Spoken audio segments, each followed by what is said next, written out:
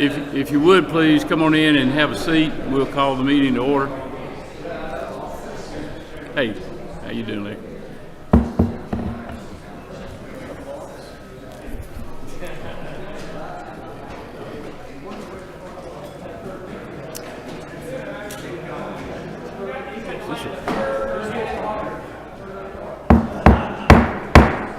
Let's call the meeting to order, please. I'm sorry. Reverend Carson, you want to open us with a word of prayer, please, sir? Let's bow our heads. Heavenly Father, we just thank you for this day and this time. Just ask that you bless our conversations, and bless our friendships, and let it all be to your will, Father. In Christ's name we say these things. Amen. Thank you. Okay, let's go ahead. Senator Alpers, come on up. Yep. Yep. Thank you, Mr. Chairman. Committee members, I've got two bills on page 3. Senate Bill 417 is the department bill for our Insurance and Safety Fire Commissioner that takes care of things such as elevators, boilers, and the sale of fireworks. No changes, not to worry on fireworks. And then, well, I'll wait on that one. Sorry, Mr. Chair. No, don't see any questions. Go Okay. ahead with the next one. And Senate Bill 473 is a Georgia Consumer Privacy Protection Act. Work with all of our business community and our hospitals and bankers, et cetera, to come up with a great compromise bill and ready to move forward. Okay, I do have a question for you. Whip Park has a question. Thank you, Mr. Chairman. Senator Albers, on SB 473, is it not true that this bill was graded 8 out of 100 in terms of consumer protections? I don't know where you're getting your information from, but I know it was endorsed by the Heritage Foundation and other groups, and we all work together in order to balance what our consumers need as well as having a thriving business community here in Georgia. Thank you. Okay, don't see any other questions on that one. Thank you so much, Mr. Chairman. Is that it? That's it. Yeah, thank you, sir. So those of them, come on up. Thank you, Mr. Chairman, members of the committee. I bring before you Senate Bill 429 on page 3. This bill is a Small Business Protection Act of 2024. It's really the keystone of the Lieutenant Governor's Red Tape Rollback Initiative. The House has modified it and perfected it such that the remaining pieces of this are a small business impact analysis, changing the number of small businesses in our code from 100 to 300 in terms of employee count, and providing an option for reduced paperwork for small businesses from our agencies. Okay, thanks, sir. Don't see any questions. Thank you. Senator Burns. Thank you, Mr. Chairman of the committee. I have two bills I'd like to ask you to consider today. First of all, Senate Bill 137. It's on page 2. This is the upgraded, improved House version of Senate Bill 137. I appreciate Chairman Martin's help with this. It basically clarifies some definitions of tuition equalization grants, what schools would qualify, and also identifies high demand programs to receive support, additional support. Okay, don't see any questions on that one. All right, and I direct your attention to SB 189. It's an elections bill. It really does three things. It eliminates QR codes so that the actual ballot itself is read, either the text portion or a marked sense. It makes sure that we have a timely tabulation of results for absentee ballots and advanced voting ballots, and it allows for limited use of paper ballots for local elections. Okay, don't see any questions. Thank you, sir. Senator Hickman.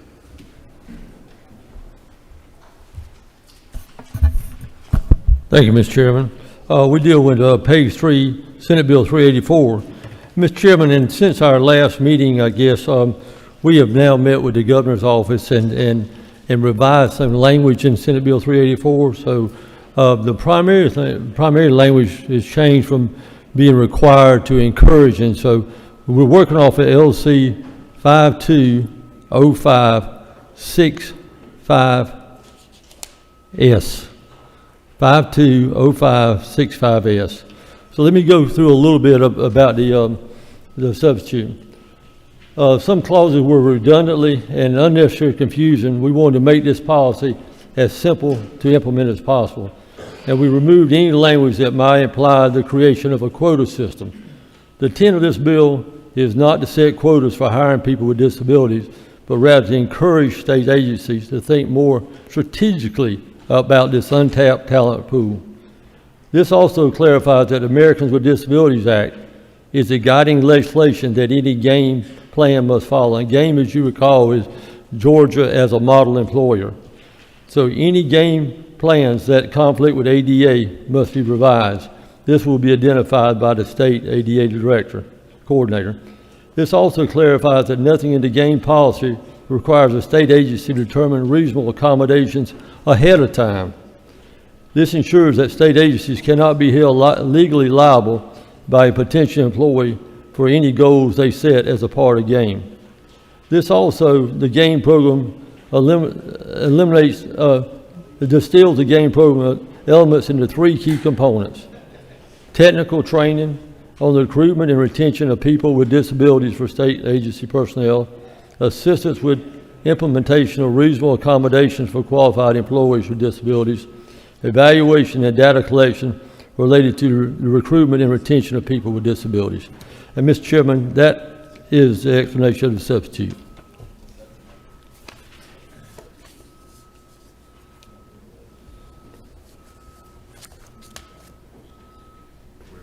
Yeah.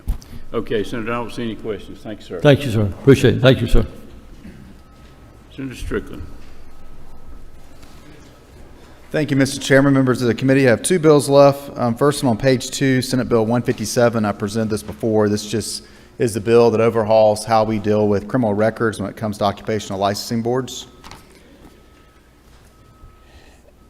And Don't see any questions on that. second bill, the top of page 3, third down, Senate Bill 371. This is the Daniel D. Potciadli Jr. Act.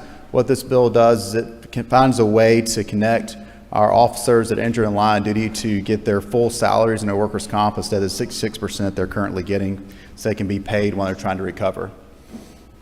Okay. No questions. Thank you. Sir. Senator, come on up. Thank you, Mr. Chairman and members of this committee. I am here requesting support for Senate Bill 10. You will not find it on these sheets, but I'm here anyway.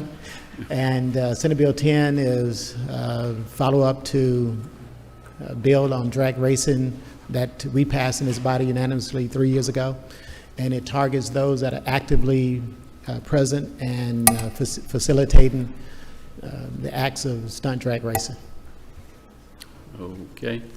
Don't see any questions, Senator. Thank you, sir. Thank you, Mr. Chairman. Senator Robertson, go ahead. Thank you, Mr. Chairman. Mr. Chairman, I know this is very unorthodox, but the bill that was just presented, I get Callaway water delivered to my office here in the Capitol because I represent Callaway Blue, and they have no salt in their water. And just this past week, the young man that delivers the water to my office was actually killed in LaGrange in a illegal drag race. He was a spectator, and one of the vehicles lost control and went into the crowd and killed that young man. And so, you know, the legislation that Senator Jones is carrying is very important and necessary, I think. But I apologize for going off script. I'm here on SB 36, which is the pimping and pandering bill I've been carrying for the last 3 years, that increases the penalties for those who choose to purchase human beings and those who choose to sell them. And SB 64 is, I apologize.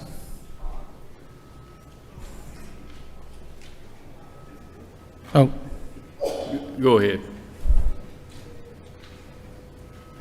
Go ahead. oh, yes, sir. Yeah. Okay, SB 64 is the birth certificate bill that grants adoptees the same rights as biological Georgians have. And if there are no questions. Okay, do have a question. Whip Park has a question. Thank you, Mr. Chairman. I had questions on both of your bills, Senator, for, I think it was SB 36 and 64. Yes, sir. On 36, is it not true that the human trafficking statute already sufficiently covers some of the conduct you're trying to address here in this bill? No, sir. Working with PAC, what we found was a slight overlay, but significantly would be overstating it. And then on SB 64, I've heard concerns that for those who are adopted, once they reach the age of 18 years old, this could lead to unintended consequences and harm. Have you heard or addressed any of those concerns for adoptees once they turn 18? Yes, what the adoptees are all in support of it. What there's some misconceptions about the rights that they have. The vast majority of these individuals are adopted as infants, so they have no access to their birth certificate until they're 18 years old. And 18 years, and currently in Georgia, they can still get it. What they have to do is hire an attorney, go to court, and have a judge order the state to surrender their original birth certificate, if you will. But I've heard from a couple of people, some individuals were concerned that it would increase abortions. Some individual felt that mothers who surrendered their children were given some rights, which in Georgia, they are not. And so all this does is when an individual turns the age of 18, whether it's for health purposes, this is not a reunion bill by any chance. I'm blessed enough that I have 3 biological birth certificates for my daughter, and I have the birth certificate when I adopted her. My wife and I adopted her. So when she turns 18 and needs those birth certificates, we're able to hand them to her.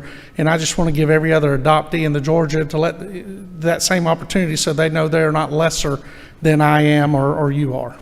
Thank you. Thank you. Don't see any other questions. Thank you, sir. Senator, come on up. Thank you, Mr. Chairman, members of the committee. As you know, I was raised in the House, so I don't bring bad bills. I'm on page 3, 5th one down, Senate Bill 385. This bill passed out of House Higher Ed and Senate Higher Ed. This just allows Georgia Military College in Milledgeville, which is an open enrollment college, to make a difference in young people's lives by offering 9 four-year programs all online. So it's just expanding and allowing them to help servicemen and their spouses and children continue their education. So if you believe in God, veterans, and the United States, you'll pick this bill.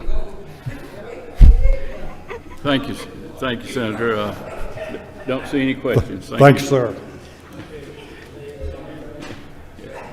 Senator Walker. Good afternoon, Chairman and committee. Thank you for allowing me to come back. Senate Bill 105 on page 2 would help our classified employees in our school system by increasing their multiplier on their retirement plan. You may be shocked to know the current multiplier is $16.50 per year of service. This would raise it to $17 and remove the cap. This is your school bus drivers, your cafeteria workers, your custodians, maintenance people, folks that keep our schools running and keep our children safe. And really, they've been overlooked, frankly, with all the other things we've done for education. So that's Senate Bill 105. There is a fiscal impact. It's about $5.6 million, and the Senate put that in our version of the budget. Okay, we have a question. Representative Hughley, is that you? Yes, Mr. Chairman, thank you. Just for clarification, you said it's going to go from what to what?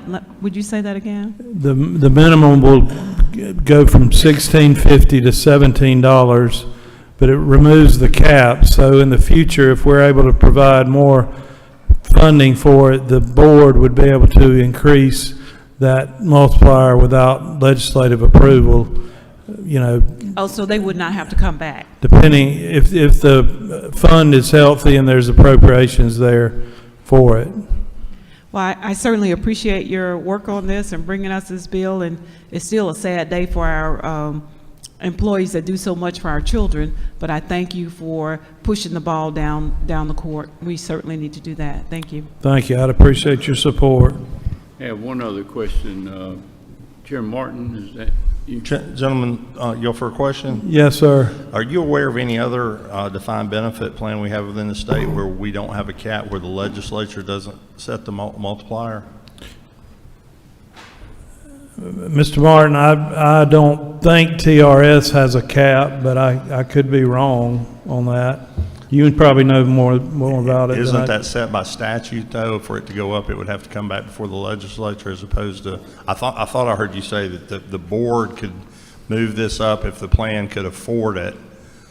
That's correct, and that's my intent. That's what I'm hoping, because these people go for years. They don't have high-powered lobbyists down here working for them. They don't have anybody really honestly paying a whole lot of attention, and they'll go years and years without any increase. And if the money's there, I think they ought to be able to do it without having to have another bill run. That's my opinion. You're talking about, 10 years of service getting a retirement of $165 a month currently. 20 years of service, $330 a month. Okay, don't see any other questions. Thank you. Yes, sir. Mr. Chairman, on the page 3, Senate Bill 354, it's been a interesting bill to work on. I view this as really allowing a pathway for people that don't have a lot of means to get into the cosmetology or beauty industry.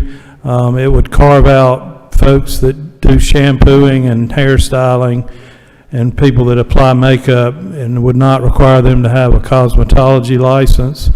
To get a cosmetology license, the school costs over $17,000, and you have to have 1,500 hours of apprenticeship.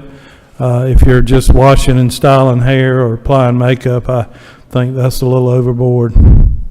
Okay, we do have a question. Representative Hughley? Thank you, Mr. Chairman. To the gentleman, you were doing so great until you got to this one. Isn't it true that while I might be able to shampoo my hair and my family's hair, when you're talking about offering these services to the general public, there's a lot of sanitation and a lot of other items that are required that are taught in cosmetology school and in barbering school, and how are we protecting the public by saying that these people no longer need that?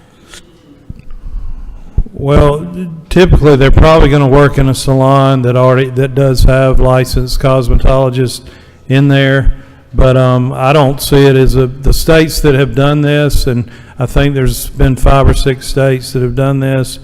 We haven't seen any increase in public safety issues. I don't think that's I just don't see that as a concern. Frankly, if you wanted to, amend it to put in 3 hours of training for sanitation, I'd be okay with that. But 1,500 hours of apprenticeship in a $17,000 school, this is going to help low-income females, by and large, be able to start a business or enter the cosmetology field, earn a wage while they may decide whether they like it or not and want to go ahead and get the full-blown license.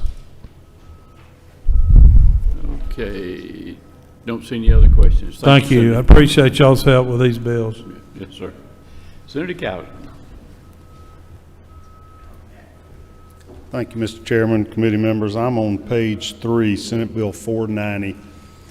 This bill increases the penalties for fleeing from police officers attempting to elude police officers. Currently, your first 3 offenses are misdemeanors, and only on the 4th time does it become a felony. And this simply makes the first 2 offenses high and aggravated misdemeanors, 30 days or $1,000 fine on the first one, 90 days or $2,500 fine on the second, and then the 3rd offense becomes a felony.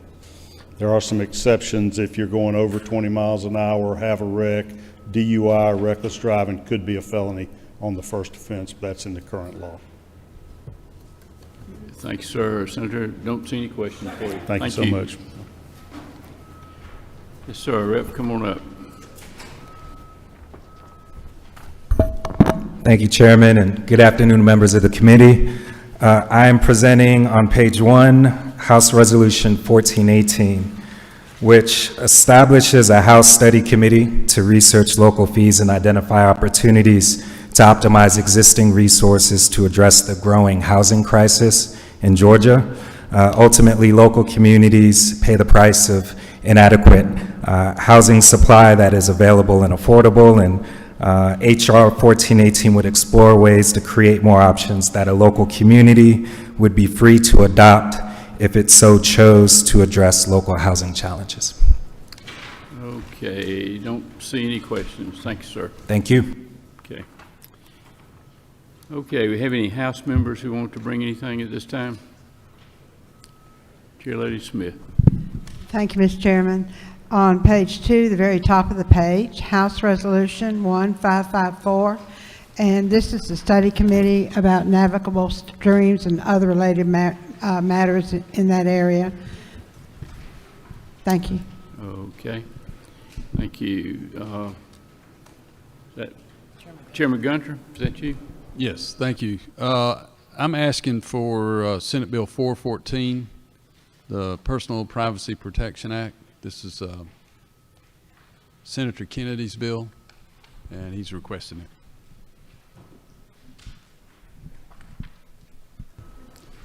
No, do you have a question? Had a question.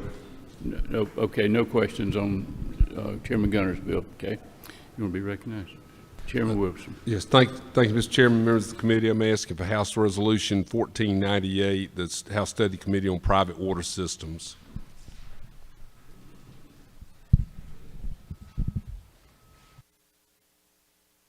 Chairman Powell. Thank you. I'd like to ask for Senate Bill 490.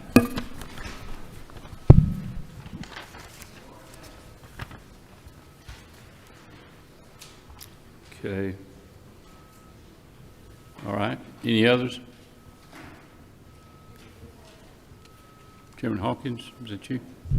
Thank you, Mr. Chairman. I'd like to ask for HR, 547, and then SB 307 and SB 515.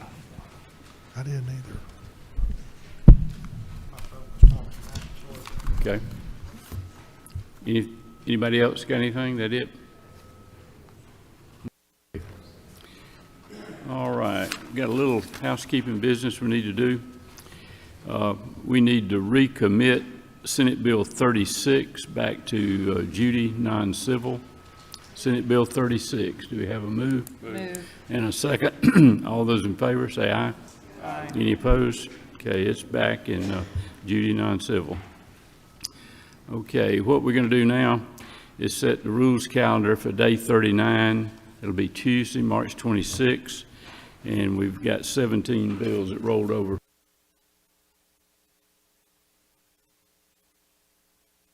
Let's do it this way. We've got a couple of rule substitutes that we want to hear a motion to approve. The first one is Senate Bill 83, and Chairman Gunter, we're going to call on you. That's LC 48-132-OS. Thank you, Mr. Chairman. This bill passed out of committee and inadvertently did not have some Scribner's errors corrected between the morning draft. This sub incorporates the changes that the committee thought was in the bill presented that was not.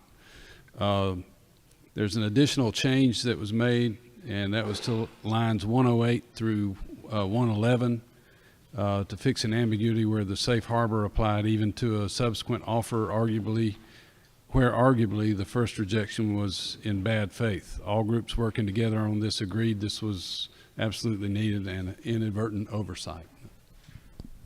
Okay. You've heard the explanation. What's the pleasure of the committee? Is there a motion to approve? So moved. Have a motion and a second to approve. Is there any opposition? Okay, it's approved. Have one more. Senate Bill 358, LC 473088S, and Speaker Pro Tem Jones is going to present that for us. This bill was authored by Senator Burns in the Senate, and Representative Levert is carrying it. It eliminates some of the things that were in the Senate version and came out of committee, so that it primarily just covers or standardizes filing deadlines. So, for example, statewide candidates, state candidates, local candidates, everyone would report 4 times a year on the same date so we can remember. PACs would have the same filing deadlines. Financial disclosure would be April 1 every year, no more changing back and forth from election year to non-election year. and lobbyists would file once a month. It standardized, it makes it easier for the public to find them, and it certainly makes it easier for candidates and elected members to know when to file.